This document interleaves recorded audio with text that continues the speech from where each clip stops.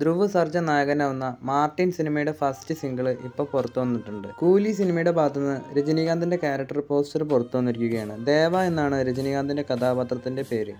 കാർത്തിക് സുബരാജ് സൂര്യ ചിത്രമായ സൂര്യ 44 എന്ന സിനിമയുടെ ഡിജിറ്റൽ അവകാശങ്ങളെല്ലാം ഇപ്പോൾ നെറ്റ്ഫ്ലിക്സ് സ്വന്തമാക്കിയിട്ടുണ്ടെന്നുള്ള റിപ്പോർട്ടുകളാണ് പുറത്തുവരുന്നത്. ഏകദേശം 80 കോടി രൂപയ്ക്കാണ് സൂര്യ 44 എന്ന സിനിമയുടെ ഡിജിറ്റൽ റൈറ്റ്സ് നെറ്റ്ഫ്ലിക്സ് സ്വന്തമാക്കിയിരിക്കുന്നത്. കങ്കുവ സിനിമ റിലീസ് ചെയ്യുന്ന എല്ലാ ലാംഗ്വേജുകളുടെയും digital rights Amazon Prime Video 100 കോടി രൂപയ്ക്ക് നേടിയിരിക്കുകയാണ്. മലയാളത്തിൽ നിന്നും പുതിയ സിനിമാറ്റിക് യൂണിവേഴ്സ് വരുന്നു. വീക്കെൻഡ് ബ്ലോക്ക് ബസ്റ്റേഴ്സിൻ്റെ പുതിയ ചിത്രമായ ഡിറ്റക്റ്റീവ് ഉജ്ജ്വലൻ എന്ന സിനിമ വീക്കെൻഡ് ബ്ലോക്ക് ബസ്റ്റേഴ്സിൻ്റെ വീക്കെൻഡ് യൂണിവേഴ്സിലുള്ള സെക്കൻഡ് ഇൻസ്റ്റാൾമെൻ്റ് ആണ്. ഈ ഒരു യൂണിവേഴ്സിലെ ആദ്യത്തെ ചിത്രം മിന്നൽ മുരളിയാണ്.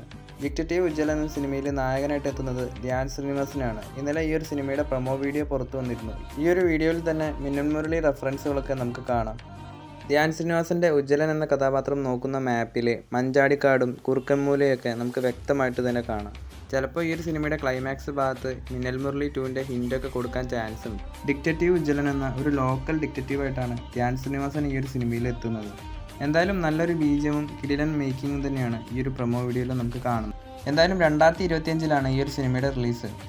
നാളെ ദളപതിയുടെ ഗോട്ട് സിനിമ തിയേറ്ററുകളിലേക്ക് എത്താൻ പോവുകയാണ്. കേരളത്തിലെ 700 സ്ക്രീനുകളിലാണ് സിനിമ പ്രദർശനം നടത്തുന്നത്. കേരളത്തിൽ ഏകദേശം 4000 ഷോസാണ് സിനിമയ്ക്ക് ചാർട്ട് ചെയ്തിരിക്കുന്നത്. ഗോകുലം മൂവീസാണ് സിനിമ കേരളത്തിൽ റിലീസ് ചെയ്യുന്നത്.